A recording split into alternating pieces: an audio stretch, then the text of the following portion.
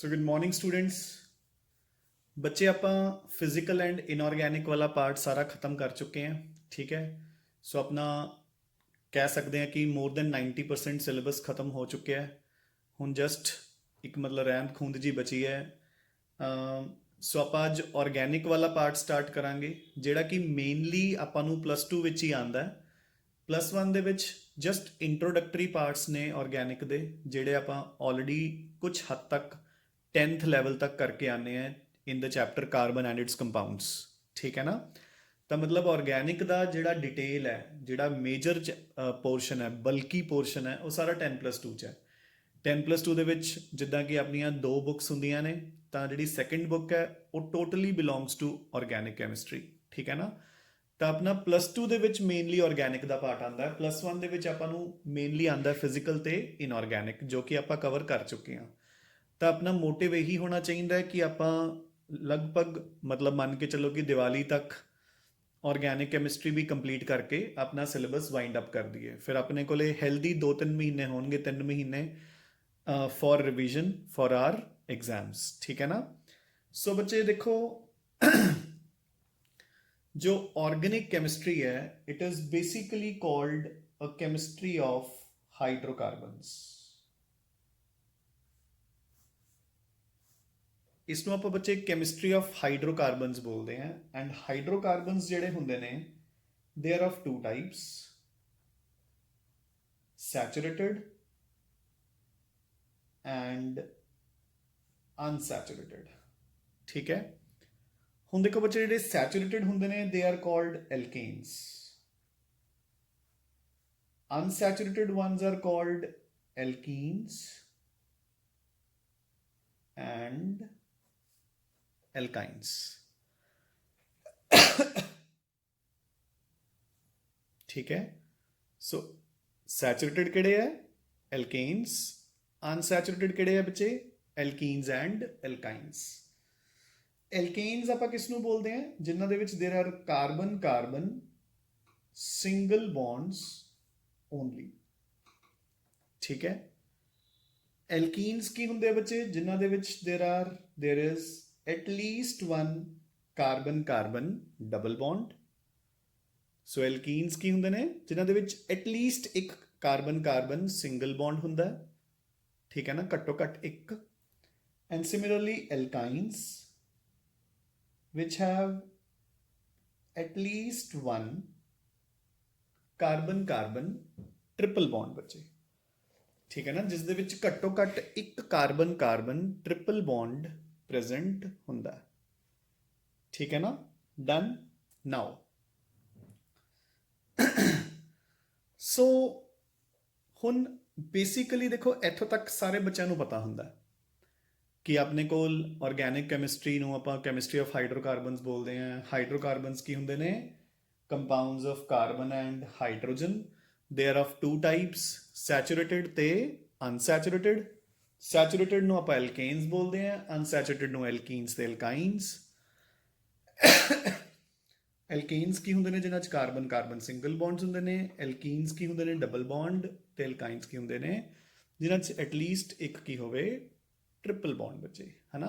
Now हुण अगर इस तो अगे पूछा जाए कि नैक्सट की हुंदा है ना, तो उत्थे जाके बच्चे अटक जाते हैं। अगर क्वेश्चन पूछा जाए कि आप इन्हों सैचूरेटेड तो इन्हों अनसैचूरेटेड क्यों बोलते हैं बच्चे, है ना, कि why alkenes and alkynes are called unsaturated, why alkanes are called saturated. ठीक है।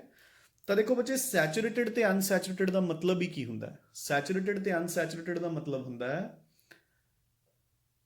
अनसैचूरेटेड चीज़ वो हुंदी है जिहदे विच आपां हले होर कुछ ऐड कर सकते हैं, ते सैचूरेटेड की हुंदी है? जिस दे विच होर कुछ भी एडिशन पॉसिबल नहीं है। जिस दे विच होर कुछ भी ऐड करना पॉसिबल नहीं है उसनूं आपां कहने हैं सैचूरेटेड। जिस दे विच हले आपां ऐड कर सकते हैं दैट इज कॉल्ड अनसैचूरेटेड बच्चे, है ना। हुण देखो, लाइक जो पूरी दी पूरी ऑर्गेनिक केमिस्ट्री है it is based upon tetravalency of carbon. So ये पूरी दी पूरी ऑर्गेनिक कार्बन की टेट्रा वैलेंसी के उपर बेस्ड है। सो आप पई है देखो कार्बन का structure, which is based upon the tetravalency of carbon. Carbon ਦੇ outer shell 'ਚ there are 4 electrons. So ਉਸ ਨੂੰ ਆਪਣਾ octet ਪੂਰਾ ਕਰਨ ਲਈ 4 ਕੋਵੈਲੈਂਟ ਬੌਂਡਸ ਬਣਾਉਣੇ ਪੈਣਗੇ, ਹਨਾ। ਉਹ 4 ਕੋਵੈਲੈਂਟ ਬੌਂਡਸ ਬਣਾਉਣ ਦੇ ਉਹਦੇ ਕੋਲ 3 ਤਰੀਕੇ ਆ। ਦੇਖੋ, ਪਹਿਲਾ ਤਰੀਕਾ, ਉਹ ਆਪਸ ਵਿੱਚ ਸਿੰਗਲ ਬੌਂਡ ਬਣਾ ਲਵੇ ਤੇ 3 ਬੌਂਡ ਕਿਸੇ ਹੋਰ ਦੇ ਨਾਲ ਬਣਾ ਲਵੇ, ਠੀਕ ਹੈ। ਦੂਸਰਾ ਵੇ ਆਊਟ, ਆਪਸ ਵਿੱਚ 2 ਬੌਂਡਸ ਬਣਾ ਲਵੇ ਤੇ 2 ਕਿਸੇ ਹੋਰ ਦੇ ਨਾਲ। ਤੀਸਰਾ ਵੇ ਆਊਟ, ਆਪਸ ਵਿੱਚ 3 ਬਣਾ ਲਵੇ ਤੇ ਇੱਕ ਕਿਸੇ ਹੋਰ ਦੇ ਨਾਲ। ਸੋ ਅਗਰ ਉਹ ਆਪਸ ਵਿੱਚ 1 ਬਣਾਉਣਗੇ ਤੇ 3 ਕਿਸੇ ਹੋਰ ਨਾਲ, ਤਾਂ ਐਲਕੇਨਸ ਬਣ ਜਾਣਗੇ, ਐਲਕੀਨਸ ਬਣ ਜਾਣਗੇ ਤੇ ਐਲਕਾਈਨਸ ਬਣ ਜਾਣਗੇ, ਠੀਕ ਹੈ ਨਾ। ਬਾਕੀ ਆਪਾਂ ਕੰਪਲੀਟ ਕਰ ਦਾਂਗੇ ਵਿਦ ਹਾਈਡਰੋਜਨਸ।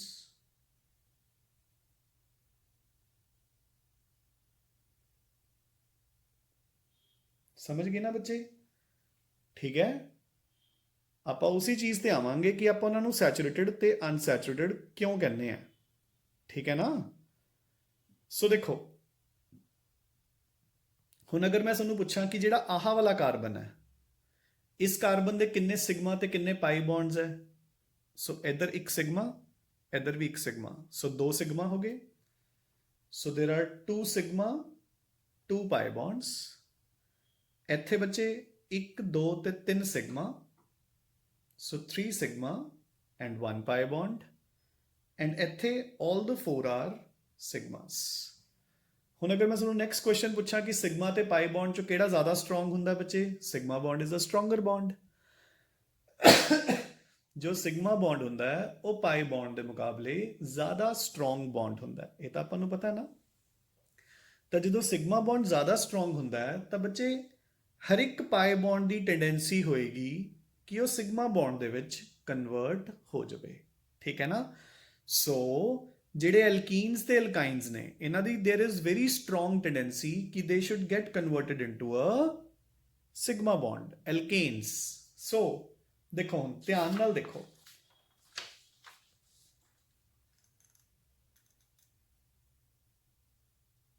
सो देखो बच्चे, अपने कोल की होया कि मैं एक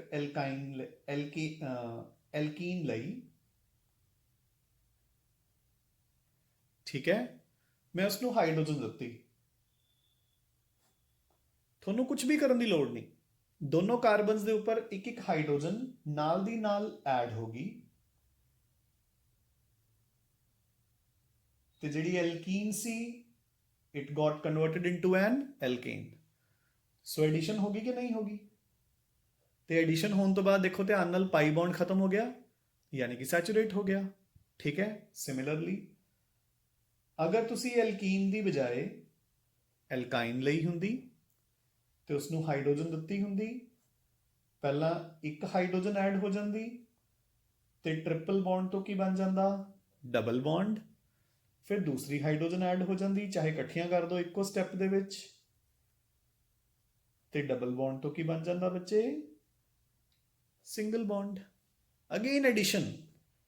ਸੋ ਜਿਹੜੀ ਇਹ ਐਡੀਸ਼ਨ ਹੈ ਇਹ ਕੀ ਪ੍ਰੂਵ ਕਰ ਰਹੀ ਹੈ ਕਿ ਜਿਹੜੀਆਂ ਐਲਕੀਨਸ ਤੇ ਐਲਕਾਈਨ ਸੀ ਦੇ ਵਰ ਅਨਸੈਚੂਰੇਟਿਡ ਵਿਦ ਹਾਈਡਰੋਜਨ, ਤੇ ਜਦੋਂ ਉਹ ਅਨਸੈਚੂਰੇਟਿਡ ਸੀ ਤਾਂ ਜਦੋਂ ਆਪਾਂ ਉਹਨੂੰ ਹੋਰ ਹਾਈਡਰੋਜਨ ਦਿੱਤੀ ਤਾਂ ਨਾਲ ਦੀ ਨਾਲ ਰਿਐਕਸ਼ਨ ਹੋ ਗਈ, ਠੀਕ ਹੈ। ਇਹੀ ਹਾਈਡਰੋਜਨ ਤੁਸੀਂ ਇੱਕ ਐਲਕੇਨ ਨੂੰ ਦੇ ਕੇ ਦੇਖੋ, ਮੈਂ ਹੁਣ ਇਥੇਨ ਲਈ ਉਸਨੂੰ ਹਾਈਡਰੋਜਨ ਦਿੱਤੀ, ਦੇਖੋ CH3 ਇਥੇਨ, ਮੈਂ ਇਸਨੂੰ ਹਾਈਡਰੋਜਨ ਦਿੱਤੀ, ਨੋ ਰਿਐਕਸ਼ਨ। ਕਿਉਂ? ਕਿਉਂਕਿ ਉਹ ਪਹਿਲੇ ਹੀ ਫੁੱਲੀ ਸੈਚੂਰੇਟਿਡ ਹੈ ਹਾਈਡਰੋਜਨ ਦੇ ਨਾਲ। ਉਸਦੇ ਸਾਰੇ ਬੌਂਡਸ ਕੀ ਨੇ? ਸਿਗਮਾ ਬੌਂਡਸ, ਠੀਕ ਹੈ। ਤੇ ਸਿਗਮਾ ਬੌਂਡਸ ਹੋਣ ਕਰਕੇ, ਠੀਕ ਹੈ, it is fully saturated with hydrogen. ਸਾਰੇ ਦੇ ਸਾਰੇ ਬੌਂਡ ਸਿਗਮਾ ਨੇ ਤੇ ਸਾਰੇ ਦੇ ਸਾਰੇ ਹਾਈਡਰੋਜਨ ਨਾਲ ਨੇ, ਸੋ ਇਸ ਲਈ ਉਹਨੂੰ ਹੋਰ ਹਾਈਡਰੋਜਨ ਦੀ ਲੋੜ ਹੀ ਨਹੀਂ ਹੈਗੀ। ਡਨ ਕਿ ਨਹੀਂ? ਨਾਓ ਇੱਕ ਵਾਰ ਫੇਰ ਆਪਾਂ ਚੈੱਕ ਕਰਦੇ ਹਾਂ ਕੋਈ ਹੋਰ ਐਟਮ ਪਾ ਕੇ। ਸੋ ਮੈਂ ਇੱਕ ਐਲਕਾਈਨ ਲਈ, ਹੁਣ ਮੈਂ ਉਸ 'ਚ ਕਲੋਰੀਨ ਪਾਤੀ ਬੱਚੇ। ਅਗੇਨ ਮੈਨੂੰ ਕੁਝ ਵੀ ਕਰਨ ਦੀ ਲੋੜ ਨਹੀਂ, ਨਾਲ ਦੀ ਨਾਲ ਇੱਕ ਕਲੋਰੀਨ ਇੱਧਰ ਤੇ ਇੱਕ ਕਲੋਰੀਨ ਇੱਧਰ ਐਡ ਹੋ ਗਈ ਤੇ ਆਪਣਾ ਡਬਲ ਬੌਂਡ ਕੀ ਹੋ ਗਿਆ? ਖਤਮ। ਸਿਮਿਲਰਲੀ ਮੈਂ ਹੁਣ ਐਲਕਾਈਨ ਲਈ ਮੈਂ ਉਸ ਚ ਕਲੋਰੀਨ ਪਾਈ, ਹੁਣ ਦੋ ਕਲੋਰੀਨਸ ਐਡ ਹੋ ਜਾਣਗੀਆਂ ਕਿਉਂਕਿ ਟ੍ਰਿਪਲ ਬੌਂਡ ਹੈ, ਤਾਂ ਦੋ ਕਲੋਰੀਨਸ ਆਈਆਂ,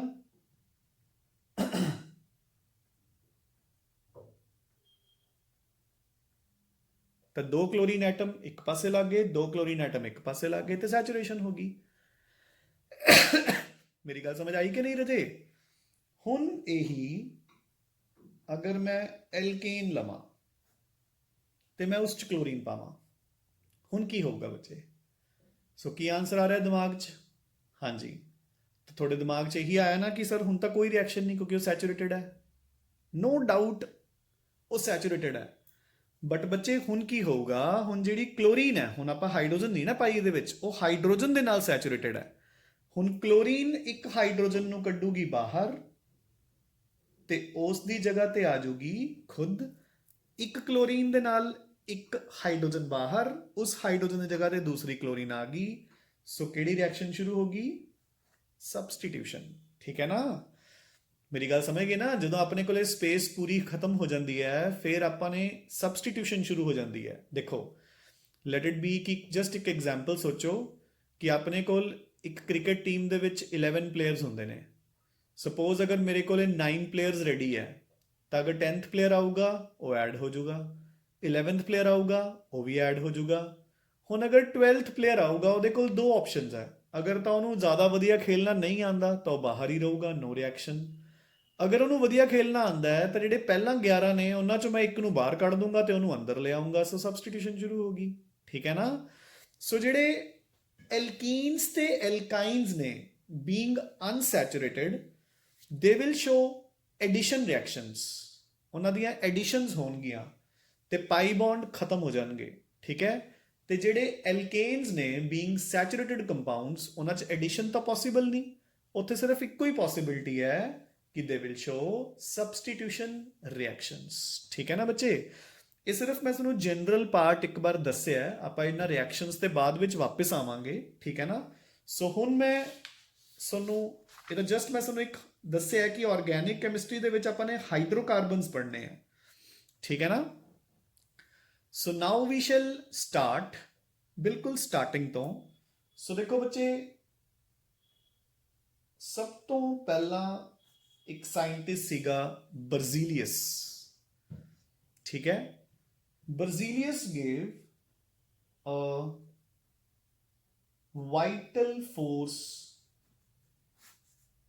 ਥਿਊਰੀ। ਠੀਕ ਹੈ?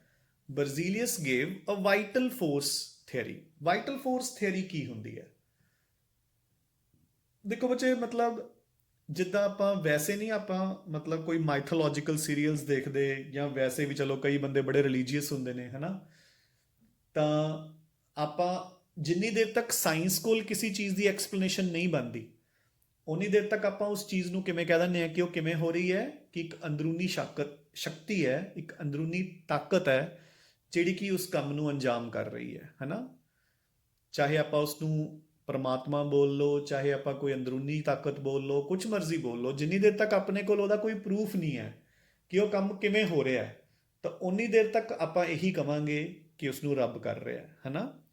ਜਿੱਦਾਂ ਕਿ ਦੇਖੋ, ਹੁਣ ਜਦੋਂ ਆਪਾਂ ਨੂੰ ਪਤਾ ਲੱਗ ਗਿਆ ਕਿ ਯੈਸ, ਜਿਹੜਾ ਵਾਟਰ ਹੈ ਉਹ ਇਵੈਪੋਰੇਟ ਹੋ ਰਿਹਾ ਹੈ, ਇਵੈਪੋਰੇਟ ਹੋ ਕੇ ਉੱਪਰ ਜਾ ਕੇ ਬੱਦਲ ਬਣ ਰਹੇ ਨੇ, ਬੱਦਲ ਬਣ ਕੇ ਉਹ ਦੁਬਾਰਾ ਜਦੋਂ ਸੈਚੂਰੇਟ ਹੋ ਗਿਆ, ਉਦੋਂ ਉਹ ਪਾਣੀ ਬਣ ਕੇ ਦੁਬਾਰਾ ਨੀਚੇ ਬਾਰਿਸ਼ ਦੀ ਫਾਰਮ 'ਚ ਆ ਗਿਆ, ਤਾਂ ਉਹ ਆ ਗਿਆ, ਹਨਾ? ਹੁਣ ਜਿੰਨੀ ਦੇਰ ਤੱਕ ਇਹ ਚੀਜ਼ਾਂ ਨਹੀਂ ਪਤਾ, ਉਨੀ ਦੇਰ ਤੱਕ ਤਾਂ ਆਪਾਂ ਨੂੰ ਐਂ ਲੱਗੂਗਾ ਨਾ ਕਿ ਇਹ ਸਭ ਕੁਝ ਕੁਦਰਤ ਕਰ ਰਹੀ ਹੈ, ਇਹ ਸਭ ਕੁਦਰਤ ਦਾ ਕਰਿਸ਼ਮਾ ਹੈ। ਅਗਰ ਬਾਰਿਸ਼ ਹੋ ਰਹੀ ਹੈ ਤਾਂ ਵੀ ਕੁਦਰਤ ਕਰ ਰਹੀ ਹੈ। ਠੀਕ ਹੈ?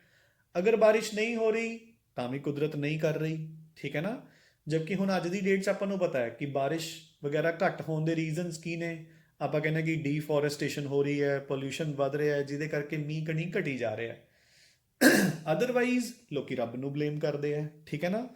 ਤਾਂ ਬਰਜ਼ੀਲੀਅਸ ਨੇ ਵੀ ਇੱਕ ਵਾਈਟਲ ਫੋਰਸ ਥਿਊਰੀ ਦਿੱਤੀ। ਉਹਨੇ ਕਿਹਾ ਕਿ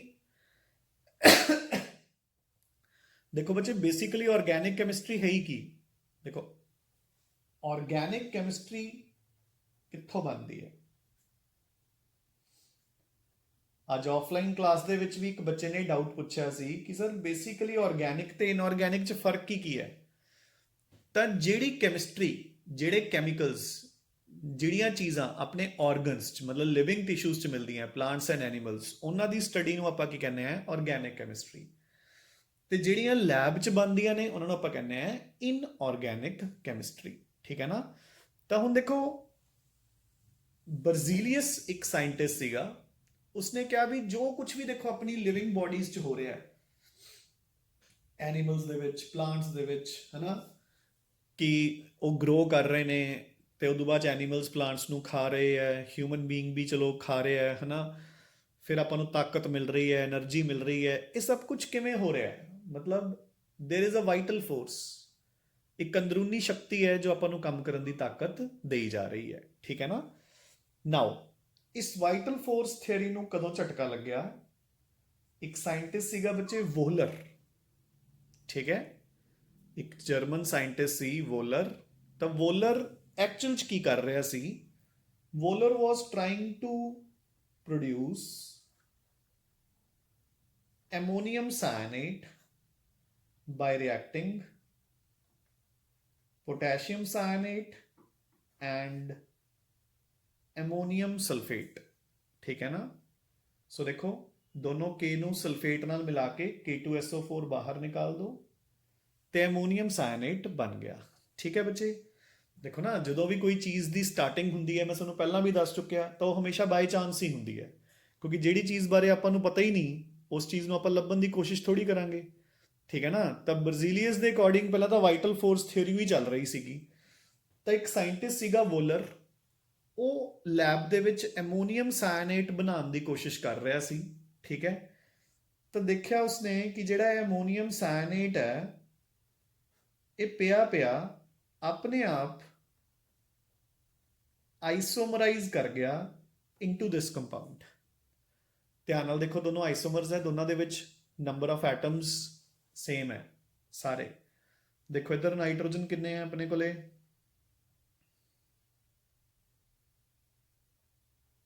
ਐਮੋਨੀਅਮ ਸਾਇਨਾਈਡ। ਠੀਕ ਹੈ ਨਾ। NH2CO NH2। ਠੀਕ ਹੈ ਨਾ ਬੱਚੇ।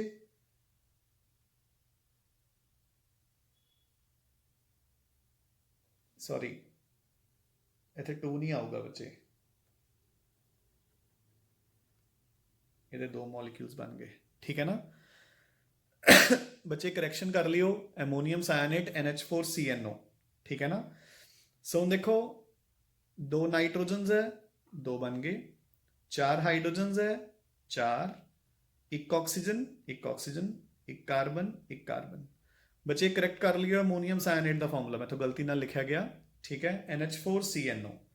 ਸੋ ਜਿਹੜਾ NH4CNO ਹੈ, ਆ ਬ੍ਰੈਕਟ ਦੀ ਵੀ ਲੋੜ ਨਹੀਂ ਹੈ, ਬਸ ਆਪਾਂ ਸਿੰਪਲੀ ਇਦਾਂ ਲਿਖਾਂਗੇ NH4CNO। ਤਾਂ ਉਸਨੇ ਕੀ ਦੇਖਿਆ ਕਿ ਜਿਹੜਾ ਐਮੋਨੀਅਮ ਸਾਇਨਾਈਡ ਹੈ ਬੱਚੇ, ਇਹ ਆਈਸੋਮਰਾਈਜ਼ ਕਰ ਗਿਆ ਇਨਟੂ ਦਿਸ ਕੰਪਾਊਂਡ। ਇਹ ਕੰਪਾਊਂਡ ਕਿਹੜਾ ਹੈ? ਯੂਰੀਆ। ਤੇ ਆਪਾਂ ਨੂੰ ਸਭ ਨੂੰ ਪਤਾ ਹੋਣਾ ਹੈ ਕਿ ਯੂਰੀਆ ਆਪਾਂ ਨੂੰ ਕਿੱਥੇ ਮਿਲਦਾ ਹੈ ਬੱਚੇ? Normally urea is found in the urine of mammals.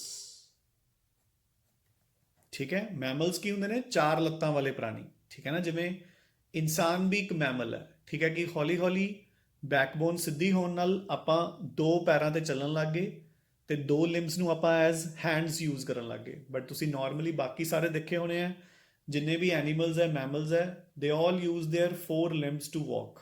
ਠੀਕ ਹੈ ਨਾ। ਸੋ ਜਿਹੜਾ ਇਹ ਯੂਰੀਆ ਬੱਚੇ, ਇਹ ਮੈਮਲਸ ਦੇ ਯੂਰਿਨ ਚ ਮਿਲਦਾ ਹੈ। ਠੀਕ ਹੈ ਨਾ।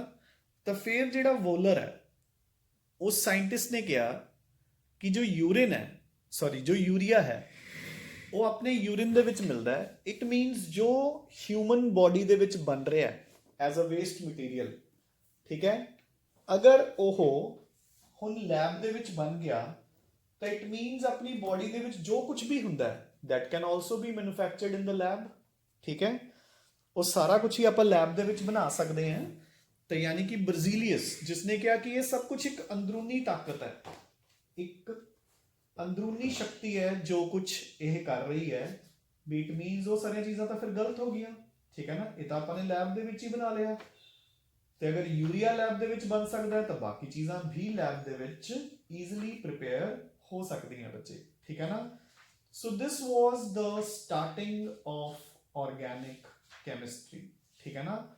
ਇੱਥੇ ਬੱਚੇ ਆਰਗੈਨਿਕ ਕੈਮਿਸਟਰੀ ਸਟਾਰਟ ਹੋ ਗਈ ਤੇ ਜਿਹੜੀ ਬਰਜ਼ੀਲੀਅਸ ਦੀ ਵਾਈਟਲ ਫੋਰਸ ਥਿਊਰੀ ਸੀ ਉਹ ਖਤਮ ਹੋ ਗਈ ਕਿ ਕੋਈ ਅੰਦਰੂਨੀ ਤਾਕਤ ਨਹੀਂ ਹੈਗੀ ਇਹ, ਆਪਾਂ ਇਸ ਨੂੰ ਬੜੇ ਆਰਾਮ ਨਾਲ ਲੈਬਸ ਦੇ ਵਿੱਚ ਵੀ ਬਣਾ ਸਕਦੇ ਹਾਂ, ਵੀ ਕੋਈ ਮਿਸਟਰੀ ਨਹੀਂ ਹੈਗੀ ਇਹ।